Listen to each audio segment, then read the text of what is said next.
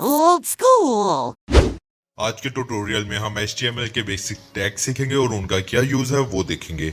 Lecture start करने से पहले आपको मैं HTML, CSS और JS का डिफरेंस एक एग्जांपल के थ्रू बताऊंगा। अगर बात की जाए एक घर की, तो सबसे पहले उसका स्ट्रक्चर बनता है।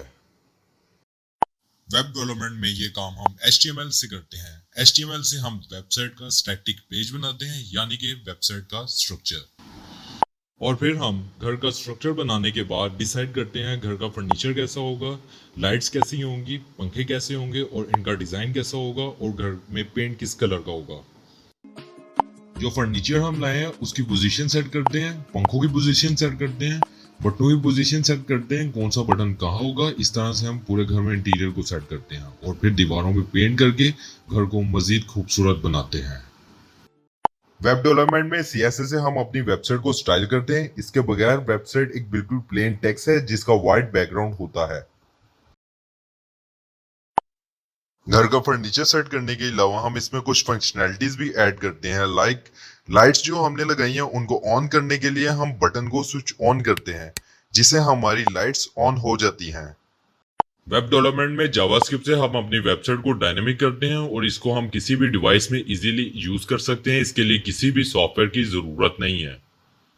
मुझे उम्मीद है अब आपको तीनों लैंग्वेजेस का डिफरेंस अच्छे से पता चल गया होगा। अगर फिर भी आपका कोई क्वेश्चन हो तो आप कमेंट सेक्शन में पूछ सकते हैं।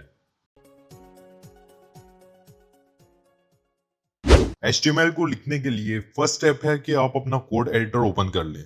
मैं VS कोड यूज कर रहा हूं, मैं उसे ओपन कर लेता हूं। ये हमारा VS कोड ओपन हो गया। अब दूसरा स्टेप ये है कि यहाँ पे हम कोई फाइल क्रिएट कर लेते हैं। फाइल का नाम आप कुछ भी रख सकते हैं, लेकिन इसकी जो एक्सटेंशन होगी वो .html होगी। उसका आपने ख्याल रखना है, वो .text नहीं होगी। टेक्स्ट फाइल अगर होगी तो हमारा ब्राउजर उसे रीड नहीं करेगा। इधर जैसे ही मैंने HTML लिखा तो उसने सजेशन में मुझे 3 नाम दिखा दिए, HTML, HTML5, XML। Currently mostly जो लोग यूज कर रहे हैं वो HTML5 यूज कर रहे हैं, तो हम भी अपने कोड में HTML5 यूज करेंगे। HTML5 को इधर से मैं सिलेक्ट कर लेता हूँ। HTML5 पे जैसे ही मैंने क्लिक किया तो उसका लेआउट मेरे सामने ओपन हो गया। इसमें से कुछ भी मुझे याद करने की जरूरत नहीं है, बस आपको ये पता होना चाहिए कि आप करना क्या चाह रहे हैं।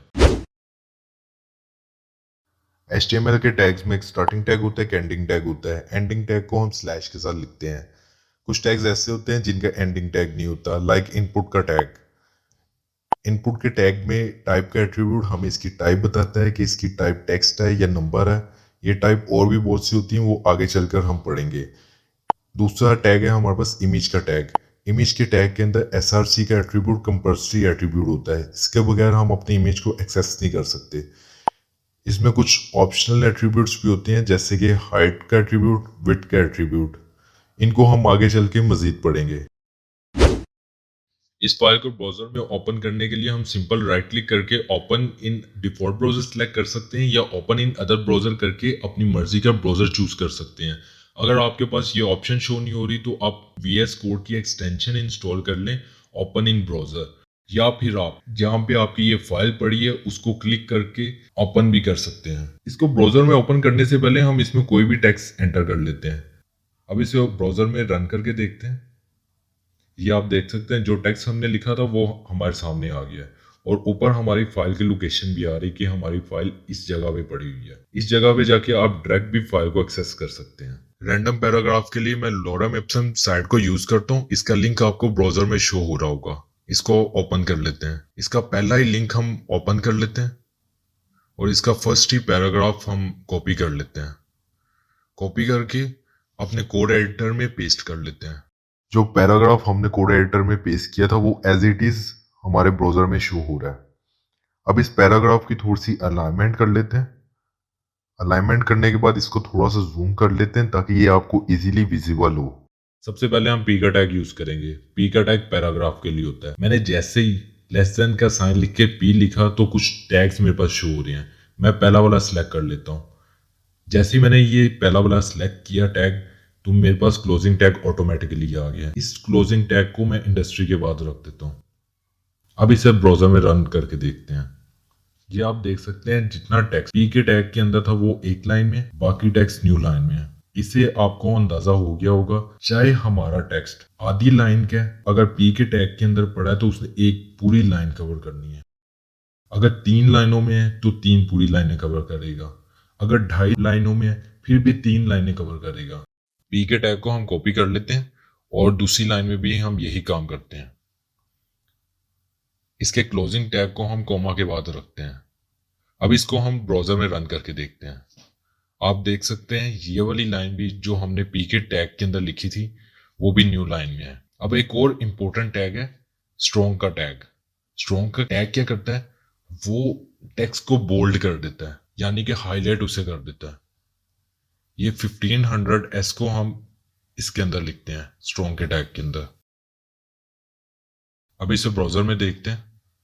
ये आप देख सकते हैं जो टेक्स्ट हमने स्ट्रॉन्ग के टैग के अंदर लिखा वो हाईलाइटेड हुआ आ रहा है हमारे पास। स्ट्रॉन्ग के टैग की तरह ही एक और टैग होता है बी का टैग। बी का टैग भी सेम यही काम करता है, बोल्ड कर देता है टेक्स्ट को, हाईलाइट कर देता है।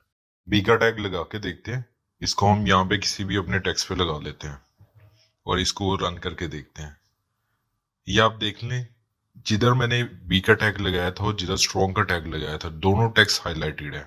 ऐसे ही हमारे पास कुछ टैग्स होते हैं जिनको हम हेडिंग्स के लिए यूज करते हैं, like H1 tag, H2 tag, H3 tag, H4, H5, H6 tag. इन सब को हम हेडिंग्स के लिए यूज करते हैं।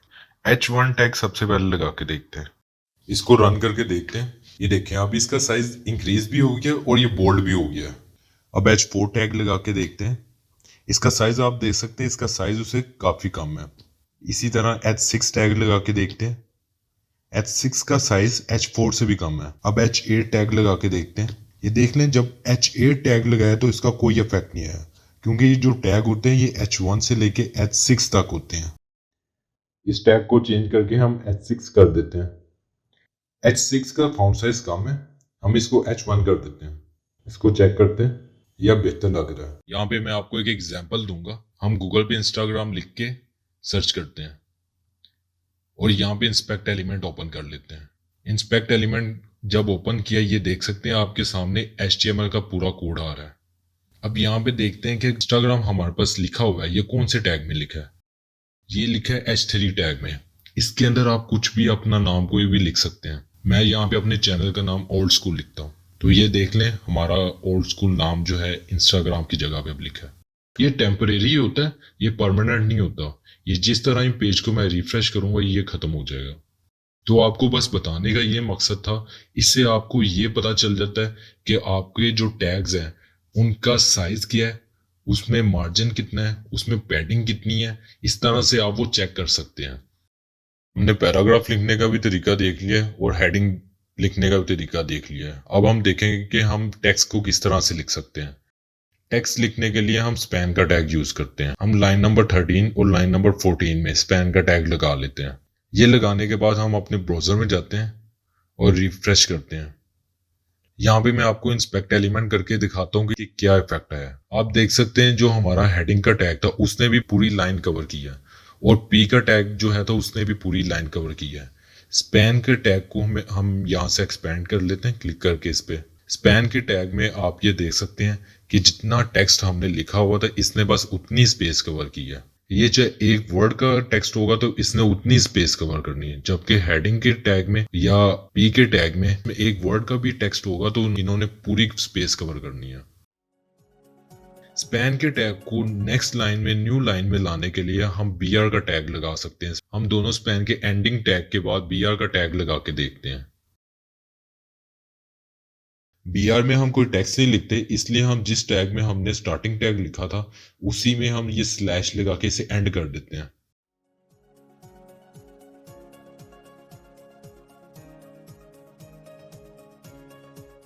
गूगल पे से ओपन करते हैं, रिफ्रेश करते हैं। ये देख सकते हैं अब जो हमारा स्पैन वाला भी टेक्स्ट था वो भी न्यू लाइन में आ गया है। इसी तरह से हमारे पास एक टैग होता है डिव का टैग। तो हमारी जो लास्ट लाइन है हम इसको डिव के टैग में रख लेते हैं। ये आप देख लें डिव के टैग ने भी पूरी स्पेस कवर की है। हमारी प्रोफेशनल वेबसाइट्स के टॉप पे एक नैव बार होती है और नैव बार के अंदर कुछ लिंक्स होते हैं। नैव बार को बनाने के लिए मैं नैव का टैग यूज करूंगा और इसके अंदर लिंक क्रिएट करने के लिए मैं एंकर का टैग यूज करूंगा। एंकर के टैग को हम ए से लिखते हैं। इसके अंदर href का एट्रीब्यूट, इसके अंदर हम अपनी फाइल का पाथ देते हैं। अभी हमने कोई फाइल क्रिएट नहीं की तो इसके अंदर मैं हैश लिख देता हूँ और इसका नाम होम लिख देते हैं। इसको ब्राउजर पे रन करके देखते हैं। अभी अगर हम इस पे क्लिक करेंगे तो कोई एक्शन परफॉर्म नहीं होगा क्योंकि अभी हमने इस पे कोई लिंक नहीं लगाया। इस लिंक को हम अनऑर्डर लिस्ट में रख लेते हैं। अनऑर्डर लिस्ट के लिए हम ul li का टैग लिखते हैं, पहले ul का टैग और उसके बाद li का टैग। अब इसको कट करके इसके अंदर पेस्ट कर देते हैं li के अंदर। अब इसके साथ डॉट लगा हुआ है, डॉट को हम चेंज करके हम अपनी मर्जी से कुछ भी लिख सकते हैं या डॉट को रिमूव भी कर सकते हैं। वो हम करते हैं CSS की हेल्प से। मैं कुछ और लिंक भी क्रिएट कर लेता हूँ। इसको मैं Ctrl+C Ctrl+V करके कॉपी पेस्ट करता हूँ और इसका नाम कॉन्टैक्ट अस रख लेता हूँ। इसी तरह से एक और लिंक कॉपी करते हैं और इसका नाम रजिस्टर रख लेते हैं। अब इसको ब्राउजर पे रन करके देखते हैं। ये हमारे 3 लिंक क्रिएट हो गए हैं। हम अपने पेज को सेक्शंस में डिवाइड करते हैं। तो सेक्शन के लिए हम एक डिव बना लेते हैं और डिव के साथ क्लास का एट्रीब्यूट लिख के इसका नाम हम कुछ भी रख लेते हैं। मेन डिव इसका नाम रख देते हैं। कुछ कंटेंट इसके अंदर हम कट पेस्ट कर देते हैं और नीचे हम एक और सेक्शन क्रिएट कर लेते हैं। इसका नाम हम रख देते हैं सेक्शन 1 और इन दोनों सेक्शंस के बाद हम फुटर बना लेते हैं। फुटर बनाने के लिए हम फुटर का टैग यूज करते हैं। फुटर में भी हम कुछ भी टेक्स्ट लिख देते हैं। हम जितने भी पेज बनाते हैं हमारा नैव और फुटर दोनों ये चीजें सेम रहती हैं। अंदर वाला जो कंटेंट होता है वो चेंज होता रहता है। अब ब्राउजर में जाके इसका डिफरेंस देखते हैं। ये देखें, हमारा जो नैव का टैग था उसके अंदर तीनों लिंक आ रहे हैं। नीचे वाला सेक्शन हमारा था मेन डिव का, उसके अंदर हाफ कंटेंट उसके अंदर आ रहा है और दूसरा सेक्शन था हमारा सेक्शन 1, दूसरा सेक्शन उसमें आ रहा है और उससे नीचे हमारा फुटर है। यहाँ पे हम एक छोटी सी चेंजिंग कर लेते हैं। हमारा जितना भी कंटेंट है हम इसको मेन डिव के अंदर कर देते हैं और मेन डिव के अंदर सेक्शन बना लेते हैं। सेक्शन 1 एक नया क्रिएट करते हैं और मेन डिव वाला कंटेंट उसके अंदर कर देते हैं और नीचे वाले का नाम चेंज कर देते हैं सेक्शन 2। एक और लॉगिन का लिंक क्रिएट कर लेते हैं और एक नई फाइल क्रिएट कर लेते हैं कॉन्टैक्ट अस के नाम की। इधर मैं HTML लिख के एंटर करता हूँ और टाइटल में मैं लिख देता हूँ this is a contact us page और बॉडी में लिख देते हैं योर डिटेल्स। अब हम इस कॉन्टैक्ट अस पेज का लिंक अपने होम पेज पे लगा लेते हैं। href के अंदर हम फाइल का नाम एग्जैक्ट लिखेंगे। ये फाइल हमारी उसी फोल्डर में पड़ी है इसलिए हम ./ लगा के फाइल का नाम लिख देते हैं और इसके आगे .html लाजमी आपने लगाना है। अब इसको ब्राउजर में रन करके देखते हैं। मैं कॉन्टैक्ट अस पे क्लिक करता हूँ और ये देखिए मैं कॉन्टैक्ट अस के पेज पे आ गया हूँ। इस नैपबार को हम कॉपी करके अपने कॉन्टैक्ट अस पेज में भी लगा लेते हैं और इधर मैं होम का पाथ दे देता हूँ href के अंदर ./home.html। अब ब्राउजर में जाते ही ये हमारा कॉन्टैक्ट अस का पेज है। इस पे मैं होम पे क्लिक करता हूँ और ये देखिए हम होम के पेज पे रिडायरेक्ट हो गए हैं और कॉन्टैक्ट अस पे क्लिक करता हूँ तो कॉन्टैक्ट अस के पेज पे रिडायरेक्ट हो जाते हैं। अब यहाँ भी हम अपना सेक्शन क्रिएट कर लेते हैं मेन डिव और फुटर हम उधर से कॉपी कर लेते हैं होम से, इधर पेस्ट कर देते हैं। यूजर की इन्फॉर्मेशन लेने के लिए हम मेन डिव के अंदर फॉर्म बना लेते हैं और फॉर्म के अंदर इनपुट फील्ड बना लेते हैं टेक्स्ट टाइप की। इसको रन करके देखते हैं तो इस पेज पे हमारी इनपुट फील्ड आ गई है, लेकिन अभी इसका कोई टाइटल नहीं है कि ये फॉर्म किस चीज का है। इसको हम कोई टाइटल दे देते हैं, कोई इसकी हेडिंग दे देते हैं। हेडिंग के लिए हम h2 टैग यूज करते हैं और इधर लिख देते हैं कॉन्टैक्ट अस। अभी हमने इनपुट टैग तो लगा दिया लेकिन अभी यूजर को ये नहीं पता चलेगा कि इसके अंदर उसने क्या लिखना है। तो इसके लिए हम लेबल का टैग यूज करते हैं। लेबल के अंदर हम एंटर योर फर्स्ट नेम लिख देते हैं और इसका नेम के एट्रीब्यूट में हम इसका नाम रख देते हैं first_name। रन करके देखते हैं, इसका पता चल रहा है कि इसके अंदर हमने नाम लिखना है। यूजर को बताने के लिए आप एक और काम कर सकते हैं, आप इसमें प्लेस होल्डर लगा सकते हैं। एंटर योर फर्स्ट नेम जो ऊपर मैंने टेक्स्ट लिखा लेबल के अंदर वो मैं प्लेस होल्डर के अंदर लिख देता हूँ।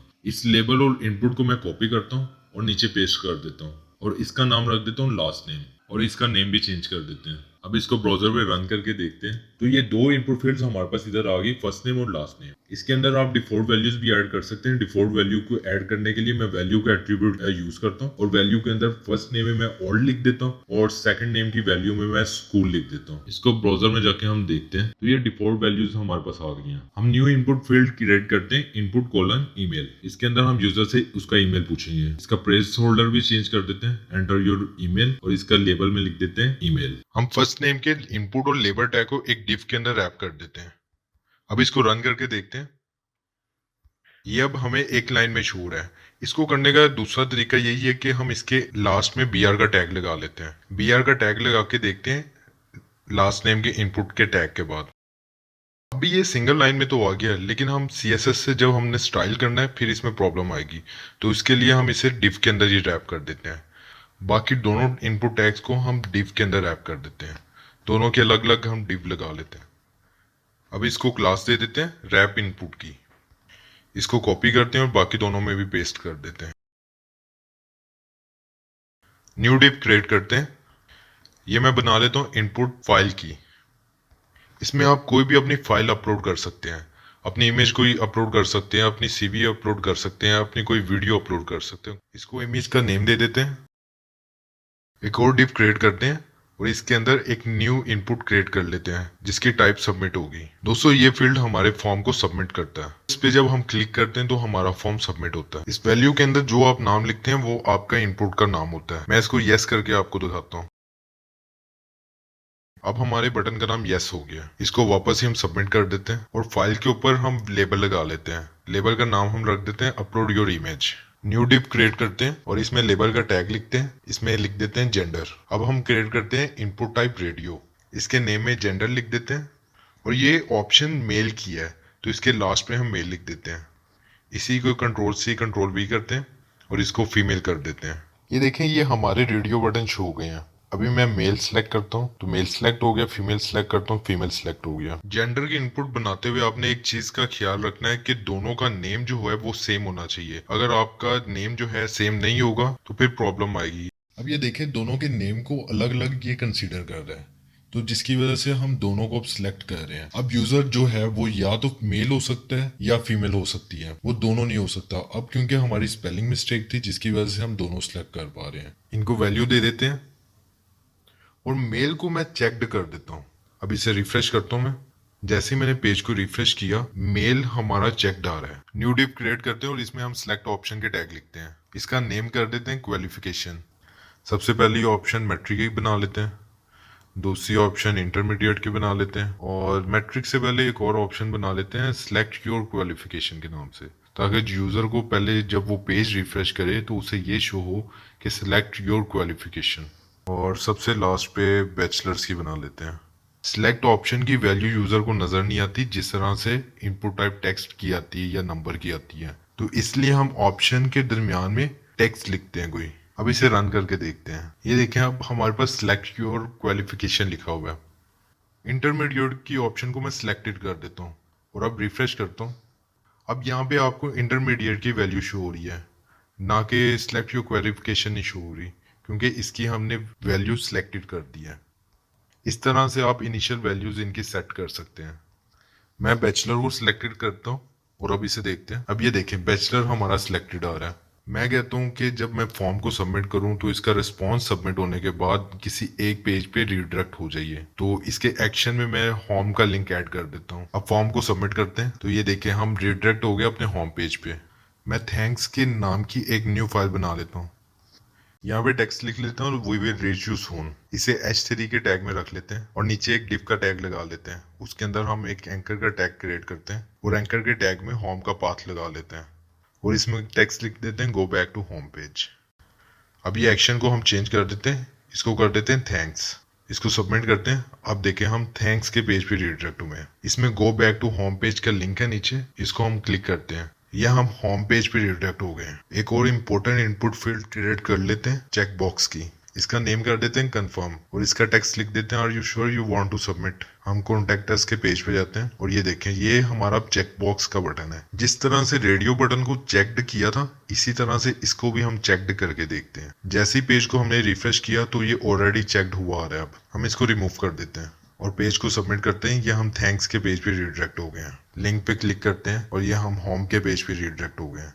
दोस्तों जब हमने मल्टीपल ऑप्शन सेलेक्ट करनी होती है तो हम चेक बॉक्स के बटन लगाते हैं। रेडियो बटन हम तब लगाते हैं जब हमें मल्टीपल ऑप्शन में से कोई एक ऑप्शन सेलेक्ट करनी हो। दोस्तों अभी इस पे कोई वैलिडेशन नहीं लगी तो हमारा यूजर इजीली फॉर्म सबमिट कर सकता है। इस पे हम HTML की वैलिडेशन लगा लेते हैं। वैलिडेशन के लिए हम यूज करते हैं रिक्वायर्ड का एट्रीब्यूट। मैंने जैसे ही आर लिखा तो सबसे टॉप पे रीड ओनली आ रहा है। रीड ओनली आप तब यूज करते हैं जब आप इसके अंदर कोई इनिशियल वैल्यू लिख देते हैं और आप चाहते हैं कि इसको यूजर चेंज ना कर सके।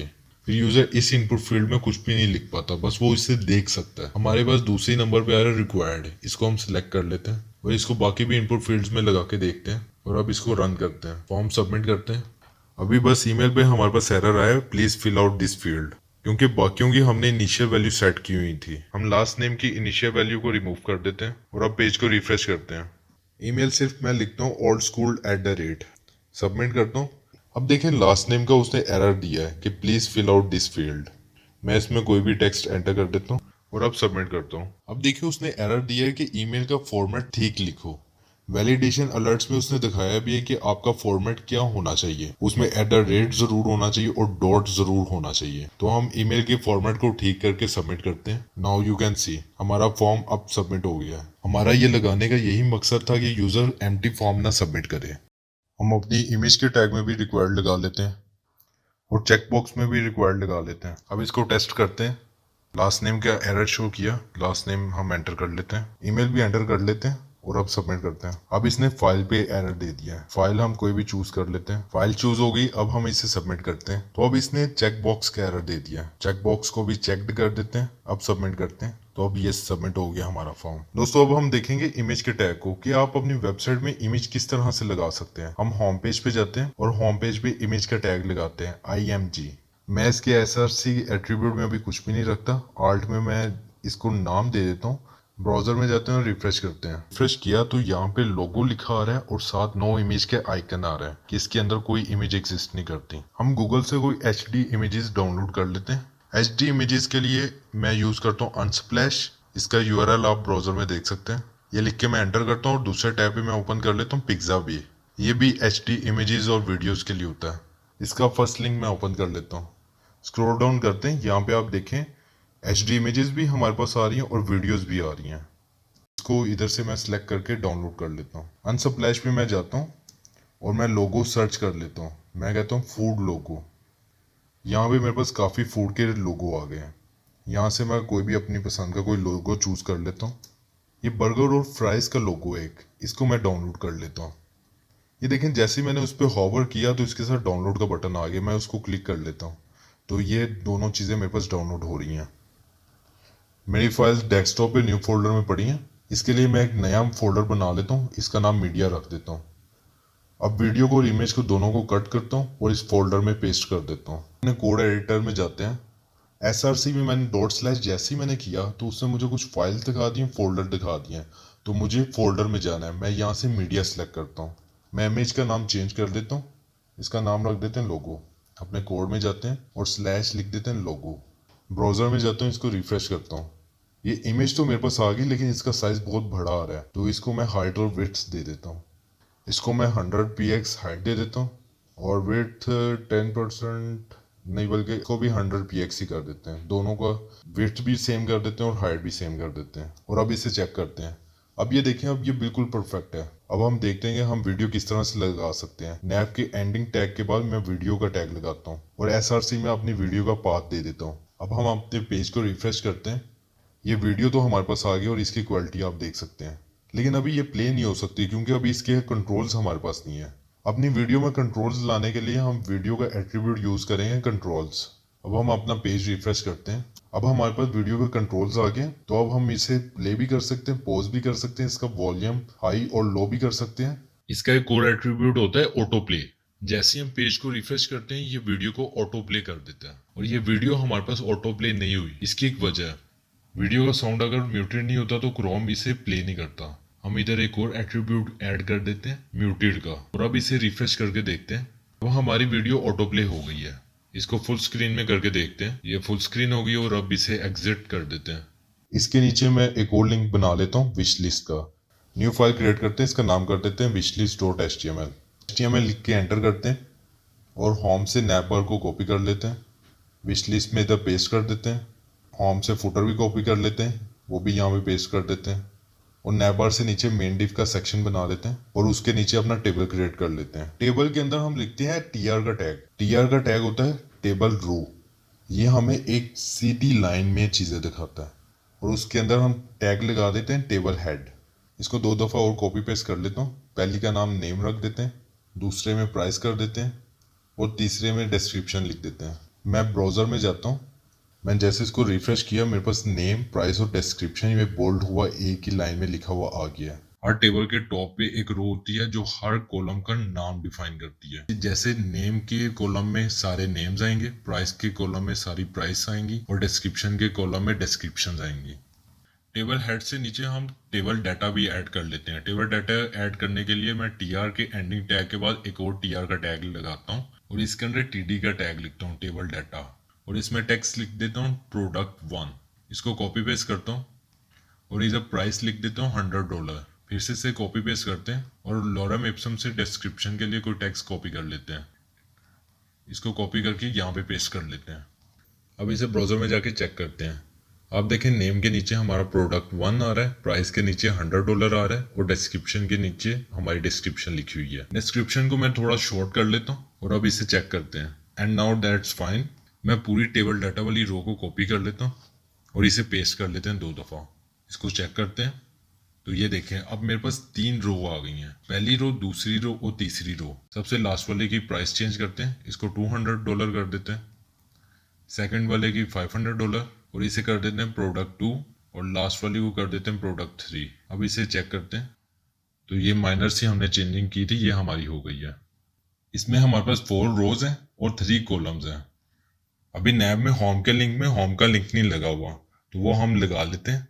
अब इसे रन करके देखते हैं। होम पे क्लिक करते हैं। अब ये हमारा पेज होम पेज पे रिडायरेक्ट हो गया। वापस अपने कोड में आते हैं और यहाँ पे एक और कॉलम में ऐड कर लेता हूँ एक्शंस के नाम का, और टेबल डाटा भी ऐड कर लेता हूँ। टेबल डाटा में मैं बटन का टैग लगा लेता हूँ और इसको नाम दे देता हूँ ऐड का। इसको कॉपी पेस्ट करता हूँ और इसमें लिख देता हूँ एडिट। फिर से कॉपी पेस्ट करता हूँ और इसको नाम दे देता हूँ व्यू का। इस टेबल डाटा को कॉपी करता हूँ और बाकी दोनों रोज में भी पेस्ट कर देता हूँ। अब हम इसे रन करके देखते हैं। हमारा ये न्यू कॉलम ऐड हो गया एक्शंस के नाम का। तो हमारा न्यू कॉलम ऐड हो गया और इस कॉलम में 3 बटन्स हैं, ऐड, एडिट और व्यू। अभी ये सारा डाटा हमारा स्टैटिक है। जब हम जावास्क्रिप्ट करेंगे फिर इसको डायनेमिक करेंगे।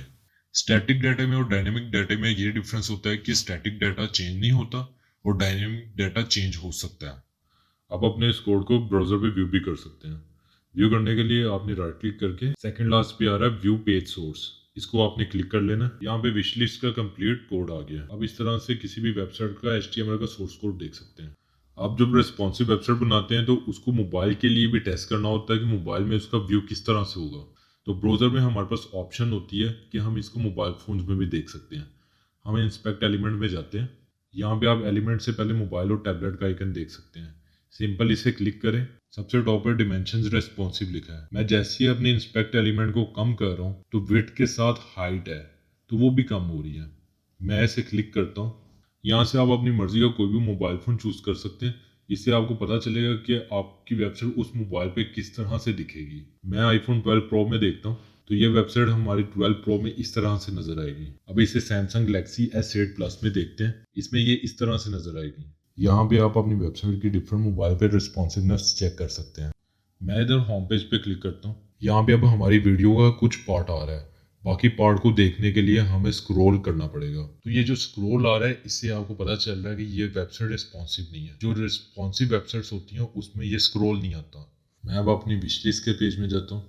रिस्पॉन्सिवनेस को चेक करने का एक और तरीका होता है, हम अपने ब्राउजर का साइज कम कर लेते हैं। इसका साइज कम हो गया, इसको मजीद कम या ज्यादा करने के लिए हम इसके एंड पॉइंट्स पे क्लिक करके इसको ड्रैग कर सकते हैं। ऐसे डिफरेंट स्क्रीन साइजेस के हिसाब से हम इसकी रिस्पॉन्सिवनेस चेक कर सकते हैं। कॉन्टैक्टस के पेज पे जाते हैं और इसको देखते हैं। विश लिस्ट और कॉन्टैक्टस के पेज पे हमारा कंटेंट पहले ही कम है। हम होम के पेज पे जाते हैं और उधर देखते हैं इसकी रिस्पॉन्सिवनेस। इस पेज पे आप स्क्रॉल बार देख सकते हैं। तो इस पे अभी कोई रिस्पॉन्सिवनेस नहीं है, कोई इसका स्टाइल नहीं है। ये सिंपल सी HTML की बेसिक वेबसाइट थी। नेक्स्ट लेक्चर में हम CSS की हेल्प से इसकी रिस्पॉन्सिवनेस और इसकी स्टाइलिंग करेंगे। इसके सोर्स कोड का लिंक मैं डिस्क्रिप्शन में दे दूंगा, उधर से आपने ये डाउनलोड कर लेना है। और लॉगिन और रजिस्टर की फाइल मैंने क्रिएट नहीं की, वो आपका टास्क होगा, आप वो करके मुझे मेल कर सकते हैं। ईमेल आईडी आप डिस्क्रिप्शन में देख सकते हैं। इससे मुझे मोटिवेशन होगी कि आपने इस लेक्चर से कुछ सीखा है। HTML मैंने बहुत ही बेसिक तरीके से आपको प्रैक्टिकल करके सिखाई है। इसी तरह हम दूसरी लैंग्वेजेस भी प्रैक्टिकल करके सीखेंगे।